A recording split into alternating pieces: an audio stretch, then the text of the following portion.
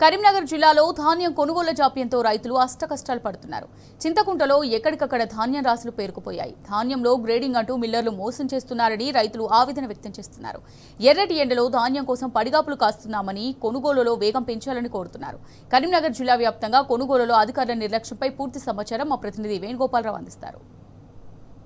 ఎక్కడ చూసినా మనకు వడ్ల కుప్పలే కనిపిస్తుంటాయి. రోడ్ల మీద కావచ్చు, మార్కెట్ యార్డ్ కావచ్చు, పిఎస్సిఎస్ కావచ్చు, అంటే ఎక్కడ చూసినా కానీ రైతులు వడ్ల కుప్పలు పోసుకున్నటువంటి పరిస్థితి అయితే మనకు కనిపిస్తుంది. ఇంకో ముఖ్యంగా ఓ వైపు పండించిన పంటను అమ్ముకోవాలా, పంటను కాపాడుకునేందుకు ఎలాంటి యత్నాలు చేయాలనేది పరిస్థితి వాళ్ళకైతే ఏం చేయాలో దిక్కుతోచని పరిస్థితుల్లో రైతాంగం అయితే కొట్టుమిట్టాడుతున్న పరిస్థితి అయితే మనకు స్పష్టంగా ప్రతి చోట కనిపిస్తుంది. ప్రస్తుతం అయితే మనం చింతకుంటలో ఉన్నాం.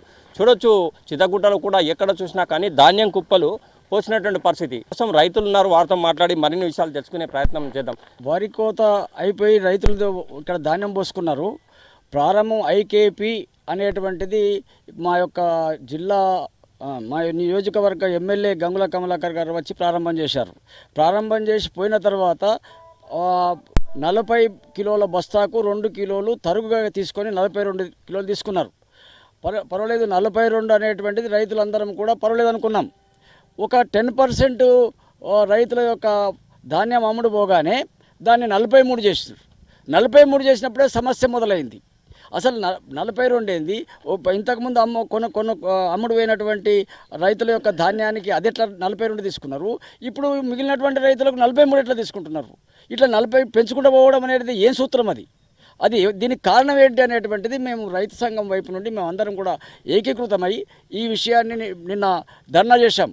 ధర్నా చేస్తే ధర్నాలో పోలీసు వాళ్ళు వచ్చేసారు. పోలీసు వాళ్ళు వస్తే ఏమనంటే మాకు అధికారులు రావాలి, పోలీసు వాళ్ళు వస్తే కాదని చెప్పినాం. పర్లేదు, ఆ పోలీసు వాళ్ళు ఏం చేసినారు, ఎంఆర్ఓ గారిని పిలిపించేశారు. ఎంఆర్ఓ గారు వచ్చేసి ఏం చేశారు, మరి మీ సమస్య ఏంటంటే చెప్పాం.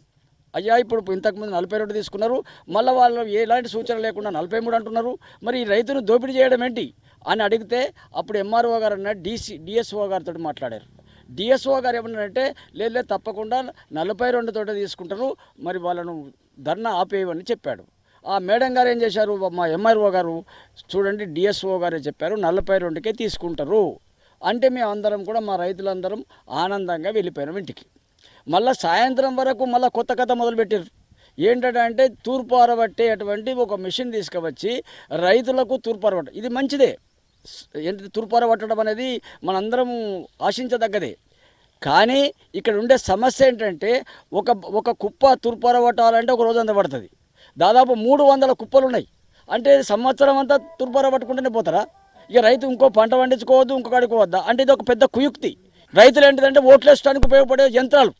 ఈ రకమైనటువంటి దౌర్భాగ్యమైనటువంటి స్థితిలో ఇవాళ ఉంటే ఇది ప్రభుత్వం ఉన్నదా, ప్రజాస్వామ్యం ఉన్నదా అని మా రైతులందరికీ అనుమానం వచ్చేస్తున్నది. ఒకటి రోజుల 42 తీసుకుపోయి 43 అయితేనే జోక్తామని రైతులకు డైరెక్ట్ ఫోన్ చేసి మీరు ఇస్తే జోక్తాం, లేకపోతే లేదు.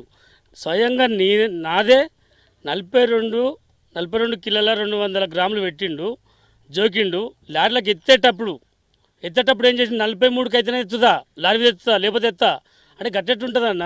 42 ఎత్తుకున్నావు, నువ్వు అన్న ప్రకారం ఇచ్చినాము, నువ్వు 43కి ఎట్లా పోతున్నావు అని అంటే లేదు మిల్లులో తీసుకుంటలేరు, మేమేం చేయమంటావు అంటే మిల్లు లేకపోతే మీ డీసీఎంఎస్ తరపున ఉన్నావుగా, మీ డీసీఎంఎస్ సార్ని రమ్మను, మా రైతులందరం ఒక్కనే పెట్టు, 43 అంటే 43 ఇద్దాం అని అంటే ఇప్పటికీ వారం రోజులకి వెళ్ళి మేము అడుగుతూనే ఉన్నాం. అలా సార్కి ఫోన్ చేసి చెప్తలేడు. ఈయననే మేము బదిలాడుతున్నా, నేను రైస్ మిల్లులను మీకు ఏం తెలుస్తుంది, నా బాధ ఏం తెలుస్తుంది, నేను ఎంత కష్టపడుతున్నా అని ఇక్కడ ఇన్ఛార్జి కమిషన్ ఏజెంట్ మాతోని వాదించుకుంటుండు. నువ్వు మాతో వాదించకు, మీ సార్ని రమ్మను, అదే 43 అంటే 43 ఇస్తాం అని ఈయన మేము చెప్తున్నా. ఆయన అట్లనే ఎట్లేసి 5 రోజులు ఇప్పటికీ నా ఇది జోకి 5 రోజులు అవుతుంది. అది కాకుండా ఈ 43 ఇద్దాం, ఈ 43 ఉంటుందంటే 43 ఉండదు. మళ్ళీ కొంతమంది రైతులు అయిపోయిన మళ్ళీ 44, ఈ 44 మళ్ళీ ఉంటుందంటే 44 ఉండదు, 45, లాస్ట్ రైతు 46కు 47కు నువ్వు 46 అయితే ఇస్తా లేకపోతే 47 అయితే ఇస్తా కాడికి వచ్చింది. అంటే దిక్కులేని పరిస్థితుల్లో ఇవ్వాల్సిన పరిస్థితి ఇచ్చుడవుతుంది కదా తప్ప మేము మనస్ఫూర్తిగా ఇచ్చులేదు. ఇంకొకటి అక్కడికి అయిన తర్వాత ఏమవుతుంది, మళ్ళీ సరే మంచిగానే ఉన్నాయి, వడ్లండి మ్యాచర్ వచ్చింది. ఇక్కడ 18, 17 కాదు 12, 13 అయితేనే లిఫ్ట్ చేస్తున్నారు. 12, 13 ఉంటే ఆ వడ్లే ఉంటాయి, బోల్బాలు లెక్క ఉంటాయి అవి. 12, 13 అంటే ఏముంటుంది, అది 12, 11 ఉంటుంది. అట్లాంటి అయ్యేదాకానే ఇస్తుంది రీళ్ళు. అదైనా సరే అట్లయినా మేము ఇస్తున్నాం. పోయిన తర్వాత ఏం చేస్తుంది, అక్కడ మిల్లు కాడ రైతుకు ఫోన్ చేసి ఇవన్నీ అంత చెత్త ఉంది, చెదారం ఉంది, నీది 4 బత్తాలు కడిగెత్తుండు, నువ్వు అట్లా అయితేనే మరి నీ అత్తయ్య లేకపోతే నీ పంపన్నా అని మళ్ళీ ఫోన్ చేసి బెదిరిస్తున్నారు. రైతు ఏం చెప్తాడు? రైతుకు భయమేనే, నువ్వు మల్లెడ పోయాలి, నీ మల్లెడ పెట్టుకోవాలని. సరే 4 బత్తలు అయితే 4 బత్తలని ఫోన్ చేసి పెడుతూ ఇట్లాంటి దౌర్భాగ్య పరిస్థితుల్లో మేము రైతులు ఉన్నాం చింతకుంటలా. ఇక్కడ ఎవరి ఆదివారం జరుగుతుంది, ఈ రైతులను ఎవరు నడిపిస్తున్నారు అనేది మాకు అర్థం కాకుండా ఉన్నది. డిఎస్ఎంఎస్లు ఇప్పటి వరకు వారం రోజులు కానీ ఒక సెంటర్కు సందర్శించి మా సమస్యలు విన్నది లేదు. దయచేసి ప్రభుత్వం ఇప్పటికైనా మా బాధను అర్థం చేసుకొని మాకు న్యాయం చేసి సరే 42 ఒప్పుకున్న ప్రకారం ఎత్తాలని కోరుతున్నాం. ఇక్కడ ఏం జరుగుతుందంటే అసలు స్పందించడానికి ఇక్కడ ప్రభుత్వం ఏది ఏర్పాటు చేస్తలేదు. అసలు మేము వచ్చిన ఆ రోజు మేము కమలాకరణ ఓపెనింగ్ మన ఓపెనింగ్ వచ్చిన రోజు ఆ రోజు 40 కిలోలు 600 పెట్టిండు, 41 600 పెట్టిండు బస్తతోని. ఆ రోజు నుంచి పడితే ఇప్పుడు రాక తాపక కిలో పెరుగుతుందని ఇక్కడ ఇదే పద్ధతిగా అవుతుంది. తాపక కిలో వేస్తారు. ఇలా రైతులు అమ్ముదాం అంటే సుతా ఇలా స్పందిస్తలేరు. వాళ్ళ ప్రభుత్వాన్ని ఏం స్పందిస్తలేదు.